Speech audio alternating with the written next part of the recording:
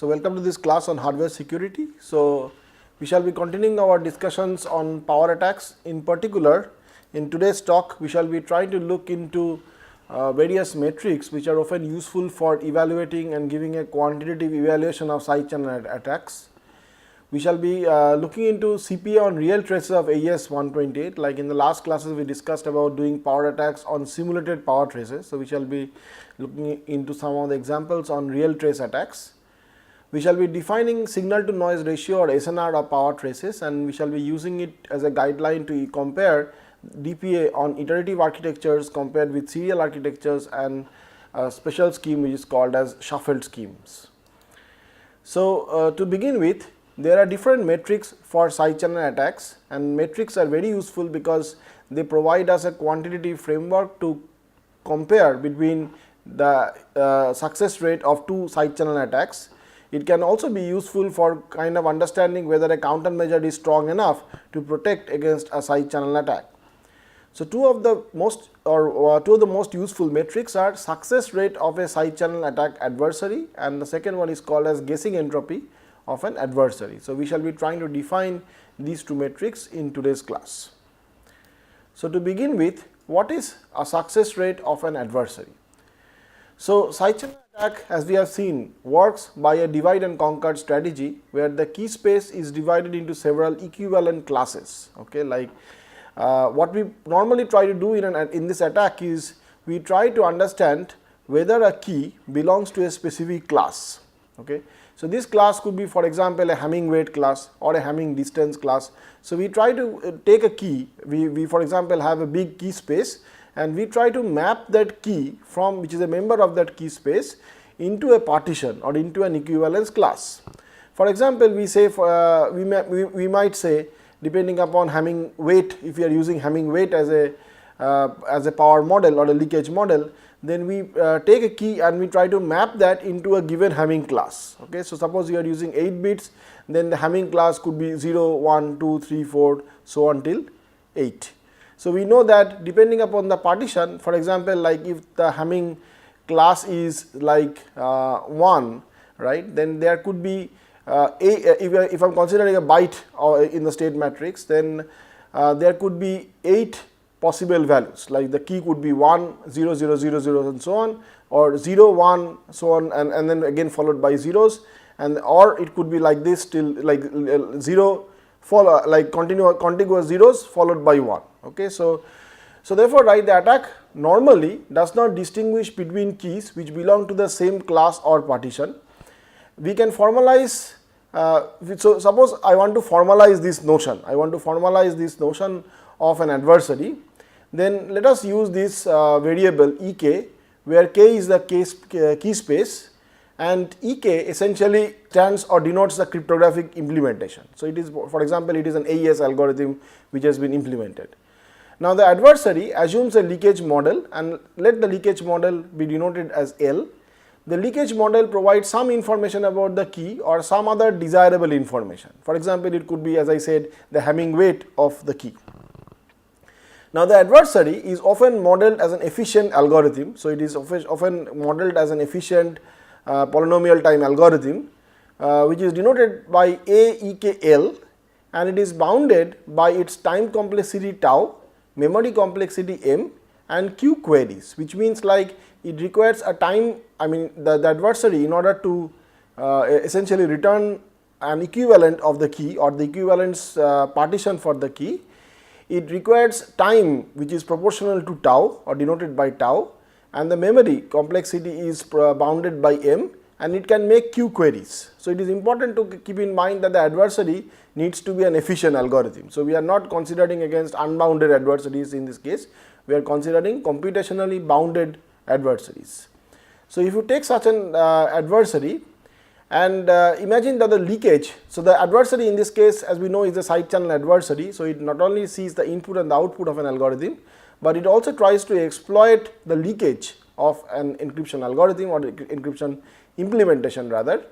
And what it does is that it maps a key which belongs to the big key space k to a set within which it cannot distinguish. So, if for example, it can say that it belongs to a Hamming class say 4, but within 4 there could be several possible keys whose Hamming weights are 4, and it may not be able to distinguish between them or among them.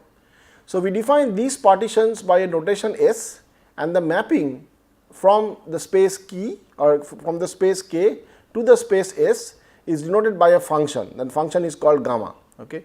So, we say that okay, let me from this key space choose K and then apply this function gamma, and then I get a small s. So, small s is essentially nothing but the mapping. Okay. So, typically of course, right, as you can see that if I am considering say 128 bit space, there are 2 to the power of 128 possibilities. Okay. And if I map them into the Hamming classes, there are 129 possible Hamming classes. So, 0, 1, 2, so on till 128. So, typically as we can see that the number of partitions or the number of Hamming classes, for example, is much smaller compared to the total number of keys. Like in the keys we have got 2 to the power of 128, which is very large, which we are basically narrowing down to only 129 possibilities. Okay. So, therefore, the cardinality of S is typically much smaller than the cardinality of K, and that is why our attack will be successful in that case. And the objective of the attack is to determine the classes to which a target K belongs with non-negligible probability. That is our objective. So, as an analogy, as I said, you can consider the Hamming weight class, which divides the key space into equivalence classes or partitions. So, Hamming weight or Hamming distance could be used as an analogy to understand this experiment. So, let us see what do we do in this experiment.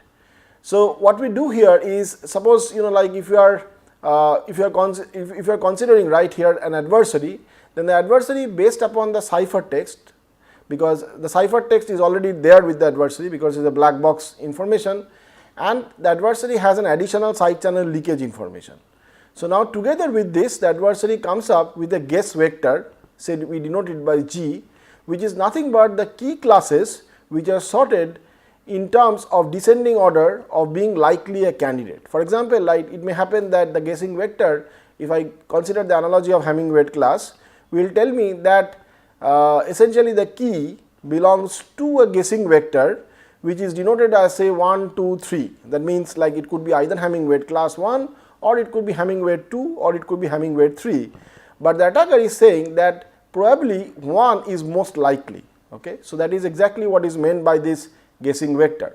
So, therefore, the guessing vector typically is again we define this as an order O adversary if the guessing vector will come up with O such candidate classes. So, it will come up with a vector G1, G2, so on till GO, and of course, you can understand that O will be lesser than the number of possible partitions. It will lesser than if I am talking about a 128 bit state, then and if I am considering 128 as the maximum Hamming weight possible, then there are 129 Hamming classes, then O would be lesser than 129, okay, because 129 is essentially the all possible cases.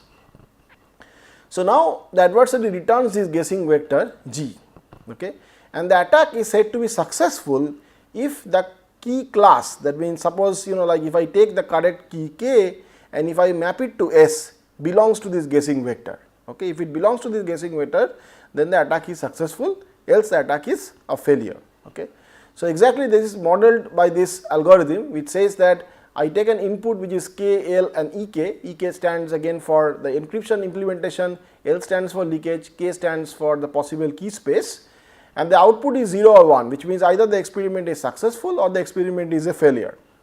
So, if you take any member of this key space, say denoted by small k, and if I map this K to S, that means S is my correct key class, okay, and the attack or the adversary who is bounded by like tau, m and q, as I said that it is a polynomial timely bounded adversary which can make at maximum q queries, can make a memory access which is bounded by m and can run, means its runtime is bounded by tau.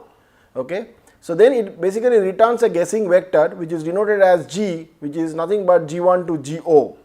So, now if S does not belong to G, that means if this key class does not belong to G, then it returns 0, which means that the attack is a failure, and if it belongs to G, then the attack is successful, so it returns 1.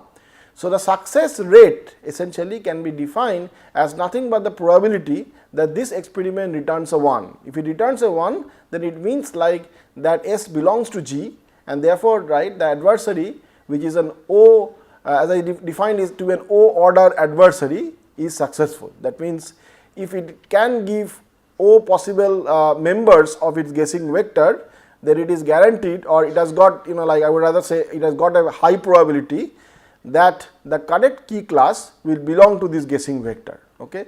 This probability has to be more in order, ideally it should be 1. Okay. So therefore, right, the correct key class belongs in the guessing vector if the attack is success. Okay. So now note that in this experiment, right, we always have a remaining workload which is defined by O. Okay.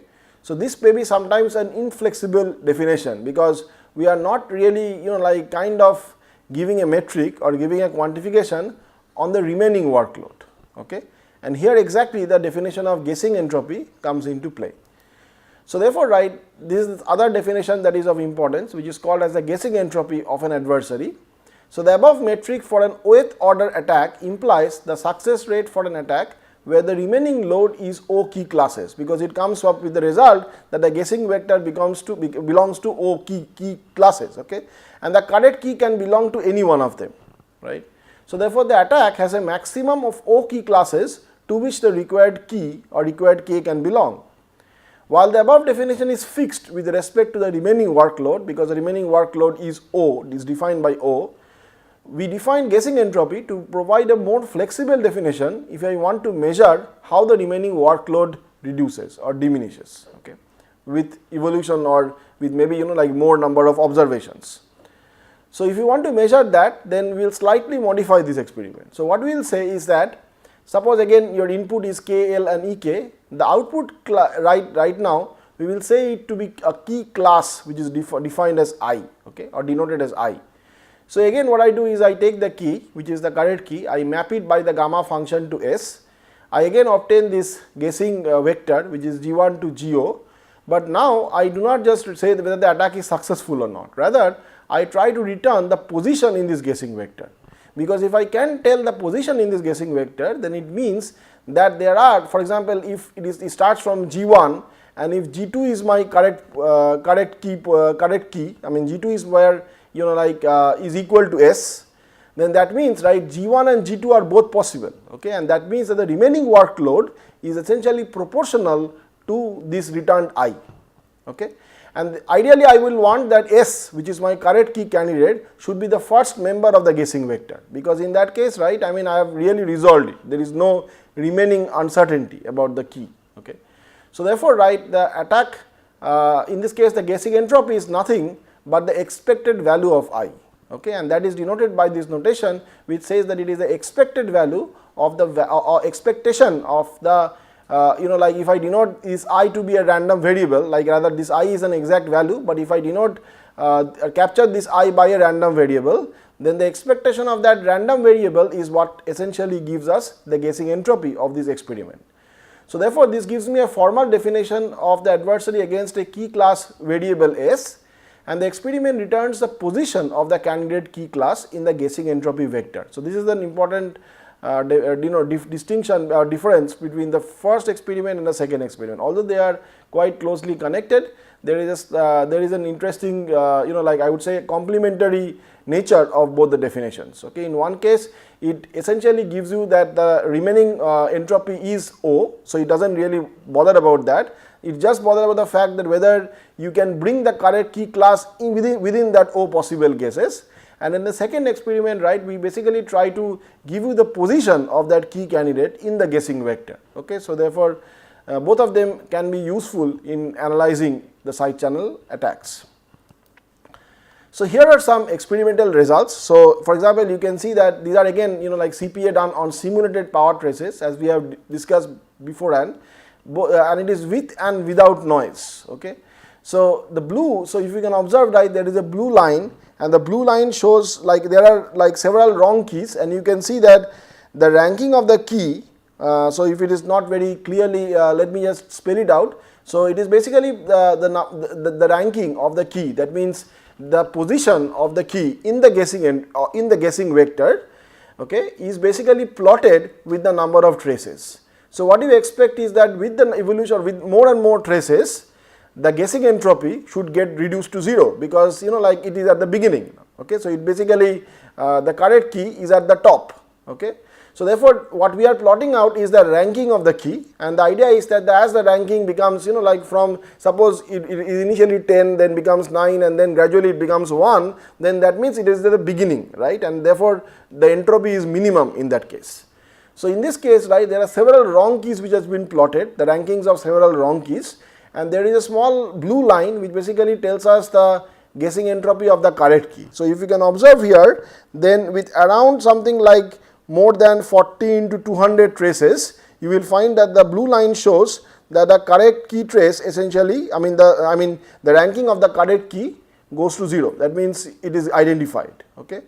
Now the interesting thing is that if you add noise, if you add more noise to it, then you will find that this will become sluggish, and therefore what will happen is that it will take more number of traces to get down to 0. Okay, and therefore essentially that implies that if you add more noise, then the attack becomes difficult, and the experiment or the attack takes more number of traces to reduce the guessing entropy to 0, okay, or to essentially bring the correct key to the top of the list or the guessing vector. Okay, so that is the objective behind the experiment. So therefore now let us see that what will happen if I replace these simulated power traces with real power traces. Okay. So when attacking real power traces, of course, right, the effect of electrical and algorithmic noise will come into effect, which we are trying to kind of model with our Gaussian noise, but in real experiments there will be more phenomenon, and the architecture often has got a strong effect on the algorithmic noise. Okay. So as we will see in our discussion, it is often determined, it often determines something which is called as the SNR, or the signal to noise ratio, which quantifies the quality of the power traces.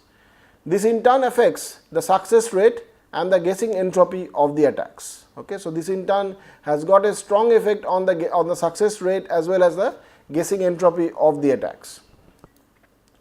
So what is an SNR of a power trace? Okay. So consider a cipher which is like AES, which has got R rounds, and let S be a random variable representing the key dependent intermediate variable of E. For example, it could be the target like S box input, for example, or the target S box output if you are doing the attack from the plain text. Okay.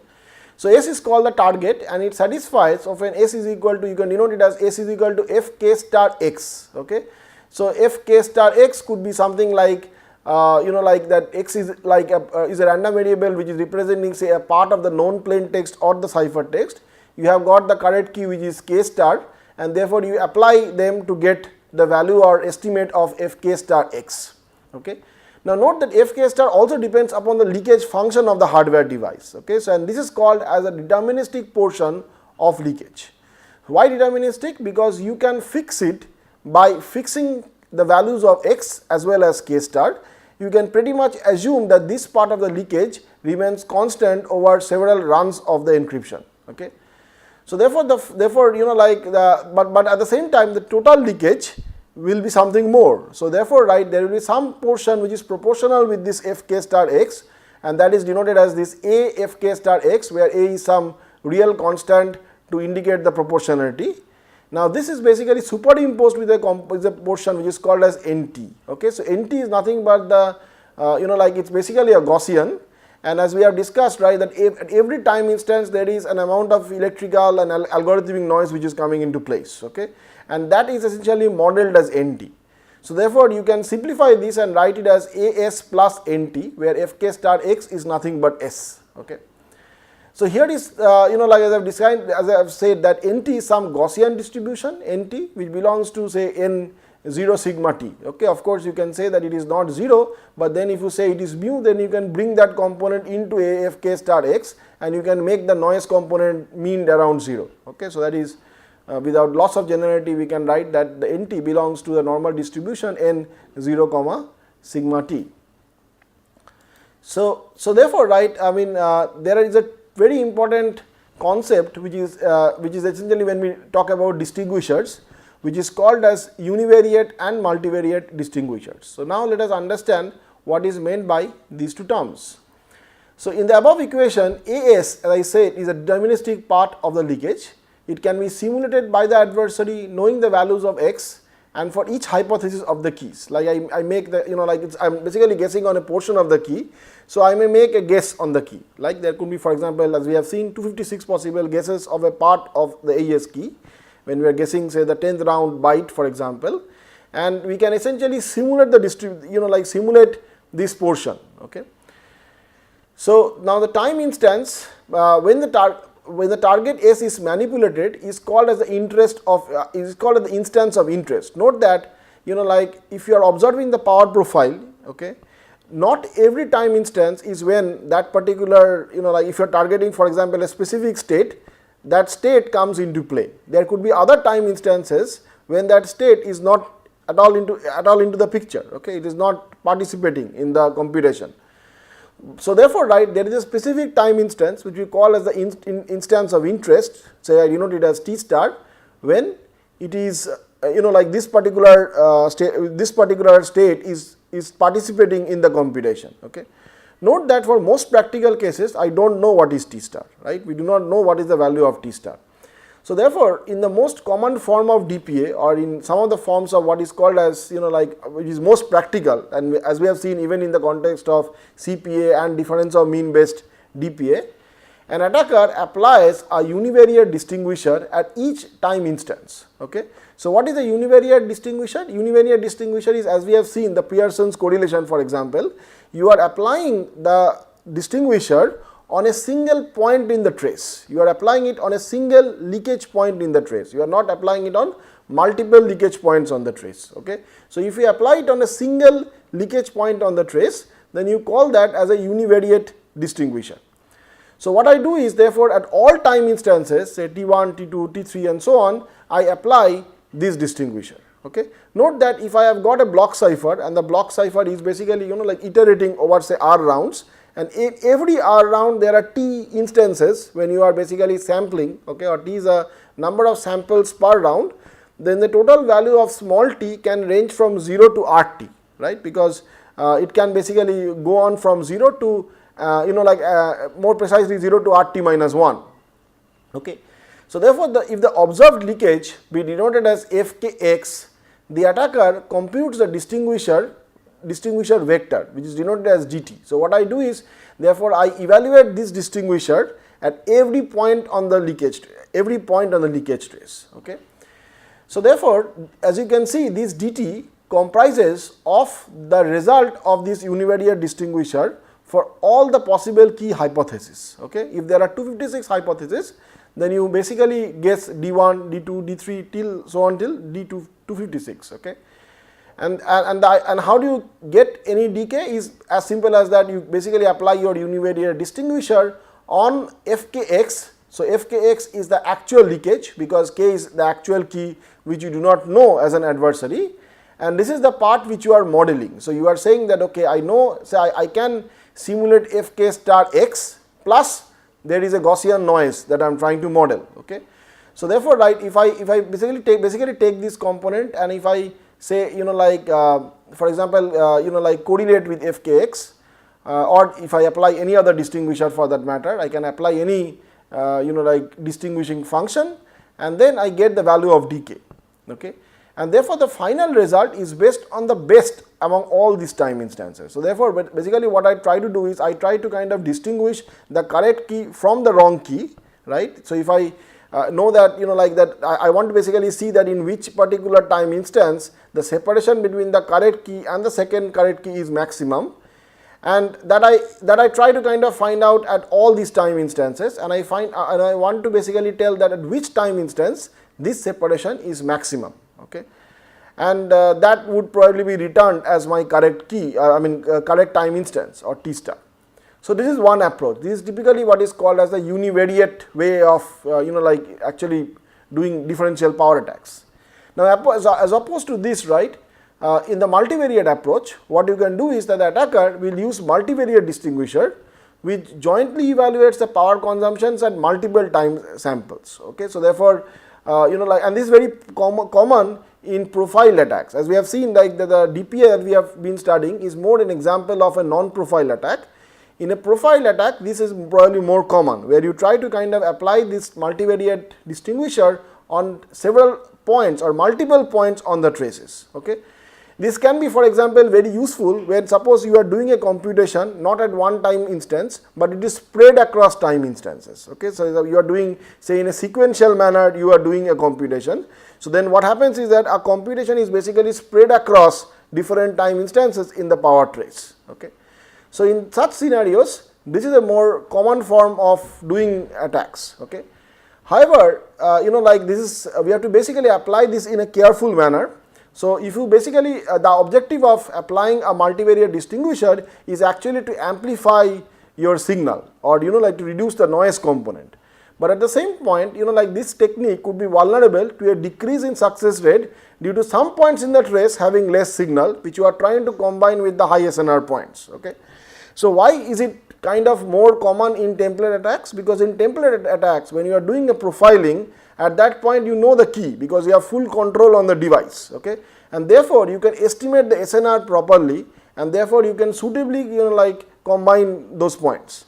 Whereas, in a non-profile setting you do not know the key and therefore, right, there is a chance that if you are arbitrarily applying this technique, then it may lead to like an overall degradation of the SNR. Okay. So, hence when high SNR points in the trace are combined with low SNR points, this could lead to a decrease in the overall success rate and therefore, right, we have to carefully apply this technique. Okay. So, this essentially brings us to something which is called as a definition of SNR, and that is a very vital definition. We will take up that in the next class. So, thank you for your attention.